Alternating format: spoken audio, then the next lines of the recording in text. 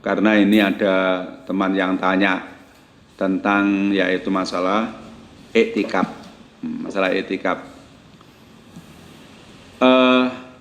Kita ini diperintahkan untuk beriktikaf. Harus diperintahkan beriktikaf. Maka Nabi menjelaskan ini di kitab Bulughul Maram masalah wala iktikafa illa bisaumin. Ndak ana iktikaf kecuali puasa Ramadan. Lah ini puasa Ramadan insyaallah nanti malam mulai 21 ya. Mulai 21. Iktikaf. Ayyuhal muslimun, khususnya para santri pesantren Ummul Qura. Ojo sampai ndak iktikaf, lanang wedok harus berangkat ke masjid untuk iktikaf berapapun lamanya. Apakah sak jam, apakah rong jam, apakah semalam suntup umpamanya, wis tak serahkan panjenengan sekuatnya semampunya. Ojo sampai ndak iktikaf. Karena apa? Hari-hari ini negara kita dirundung satu musibah. Berdoa habis-habisan di sana. Berdoa nangis kepada Allah supaya kita diberi kesehatan, diselamatkan, dan penyakit ini segera hilang, sehingga kita bisa kumpul lagi di satu majelis taklim. Kita bisa kumpul lagi yaitu sholat berjamaah, yaitu dengan tenang, dengan enak. Di sana berdoa, doanya singkat tapi isinya padat. Yaitu doanya cukup Allahumma innaka afun tuhibbul afa fa'fu anni. Ya Allah, sesungguhnya Engkau zat yang ngapura seluruh dosa. Ya Allah, ampunilah dosa-dosa saya yang saya sengaja dan yang tidak sengaja. Nah, sekarang no pertanyaan, lek dosa korupsi, sing dikorupsi katalah rakyat sa Indonesia, mamane, gimana kira-kira? Dosa ini dibagi dua secara garis besar. Dosa kepada Allah, dosa kepada manusia. Kalau dosa kepada Allah syaratnya 3, yaitu harus minta ampun kepada Allah, tobat, mandek, berhenti, tidak akan mengulangi lagi perbuatannya. Dan merasa getun saya menjalani itu. Nah, setelah itu astagfirullah wa atubu ilaih. Kalau dosa kepada manusia tambah 1, yaitu menjadi 4. Yaitu minta ampun kepada yang bersangkutan. Kalau manusia itu korupsi, sehingga yang dikorupsi duitnya rakyat, duitnya umat, bayar pajak, tidak karu-karuan pamane, harus diumumkan lewat koran, lewat TV dan sebagainya. Saudara-saudara, saya mohon maaf, kesalahan saya yang saya sengaja maupun tidak, saya yaitu mengambil uang ini dan itu. Oleh sebab itu temenan yo, ini hati-hati. Jangan sampai kita ini membuat bonda-bandi hidup ini. Artinya bonda-bandi ku piye?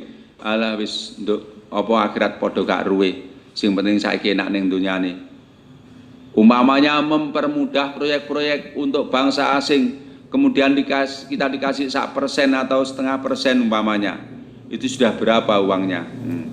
Hati-hati yang semacam itu. Kelihatannya enak, tapi itu adalah membawa bara api nanti di akhirat. Nah, tadi ayo supaya kita selamat, supaya kita tidak was-was. Sekarang ini coba kita ini seakan-akan takut. Jangankan salaman ke tamu, salaman orang lain, mau salaman kepada saudara aja lo takut. Mari dengan pergi kita ke masjid, maka kita ini akan menjadi tenang. Yaitu karena berhadapan langsung, bermunajat kepada Allah untuk mendekatkan diri kepada Allah, yaitu dengan menangis-nangis, dengan suara yang benar-benar tadarruan wa khufyatan, DP dengan penuh ketakutan.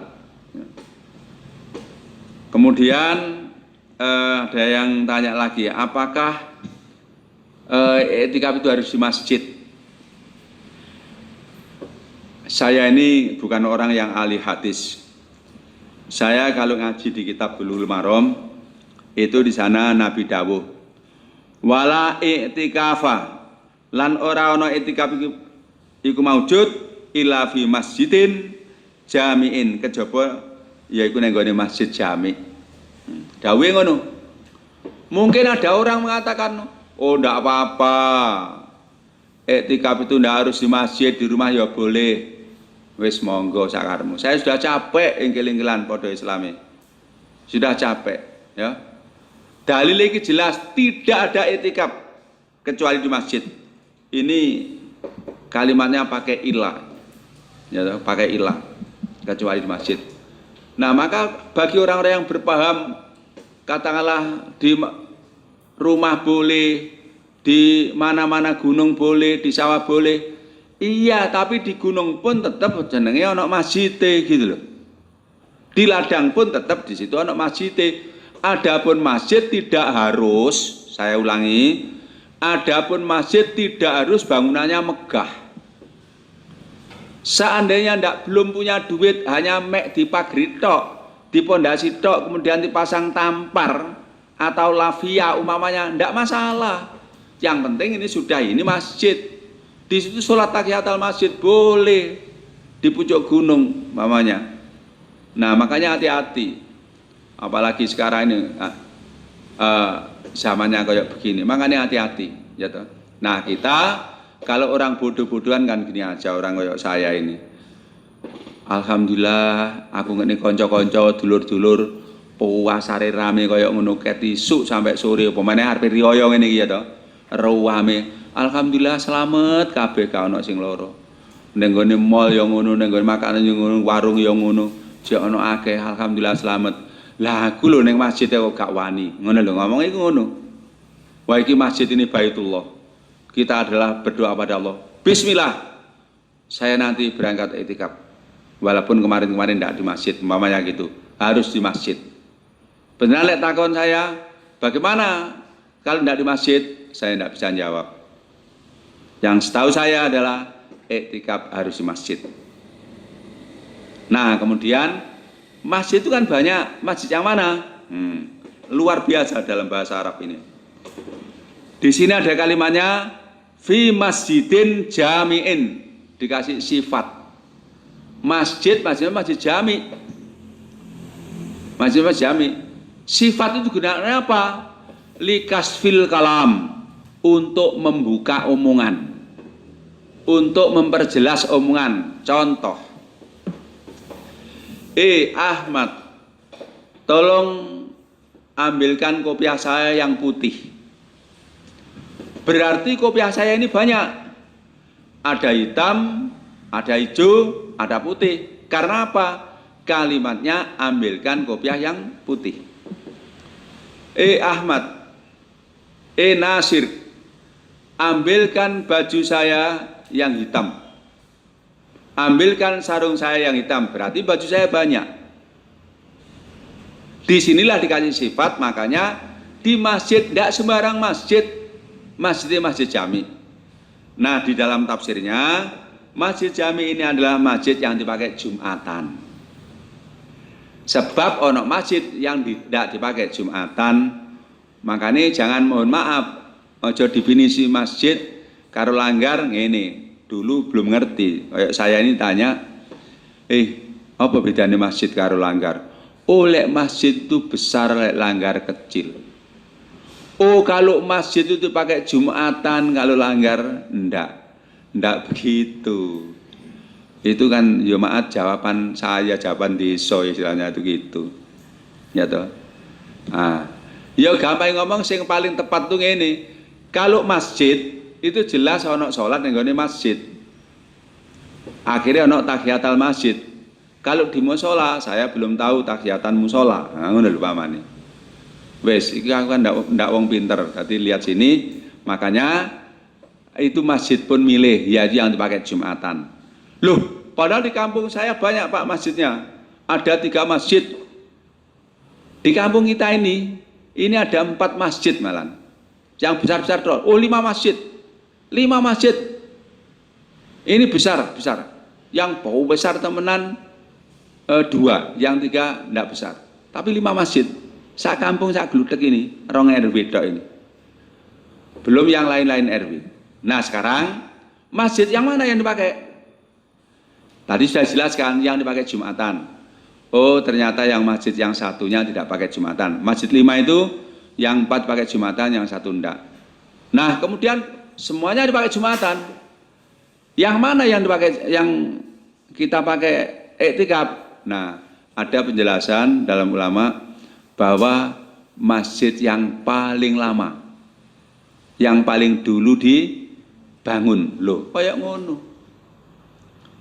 Luar biasa keterangan Islam. Makanya kalau memang katakanlah mohon maaf, ya hukum itu ojo dienteng-enteng, ojo diabot-abot. Makanya terus bagaimana? Ya wis, karena di sini adalah dalilnya itu di masjid yang dipakai Jumatan, ya sudah, itu aja dipakai. Tapi seandainya milih semacam tadi dalam berhati-hati, ya silahkan.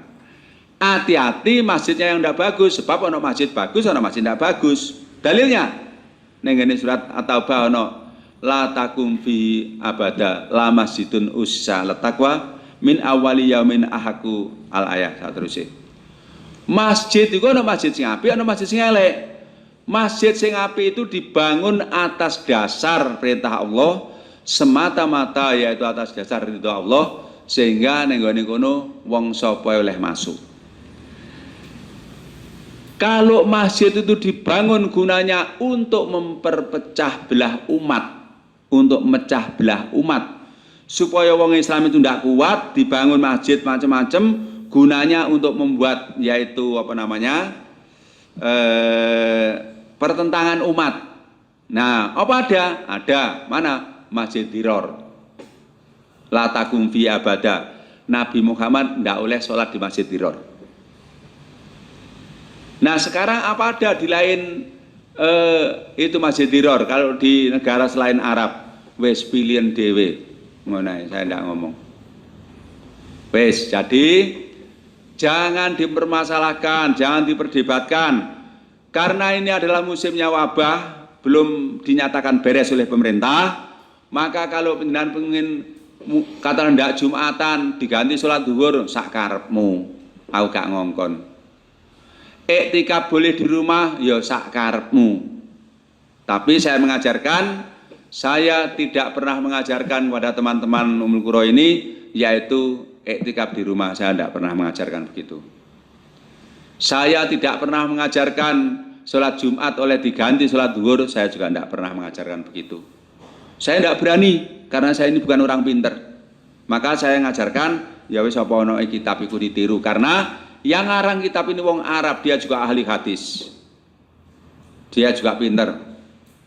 Nah oleh sebab itu, mari stop perdebatan di antara kita. Apalagi podo ndak ngerti ini tentang cara menafsirkan. Ilmu sorob ndak ngerti, ilmu nahwu ndak ngerti, usul fikih ndak ngerti, apalagi ilmu balaghah. Ilmu ma'ani gak ngerti, ilmu bayan ndak ngerti, ilmu batik ndak ngerti, apalagi juga ilmu mantik. Lah ini akhirnya akeh-akehan bolo menang-menangan ngomong, wis bukan waktunya itu kita. Ayo kita yang taslim, nerima iku sing apik, sing bagus, jangan sampai kita disibukkan dengan perdebatan terus-menerus. Ayyuhal muslimun, saya kira tentang ini etikaf tadi, saya ulangi, ojo sampai ndak etikaf, etikafnya di masjid, berangkat etikaf jam berapa terserah panjenengan, kemudian pulang setelah itu sahur, balik lagi sholat berjamaah, monggo begitu. Kemudian dungone silahkan berdoa apa saja, tetapi jangan sampai ditinggalkan, yaitu kalimat singkat, Allahumma innaka afun tuhibbul afa fa'fu anni. Nah, singkat.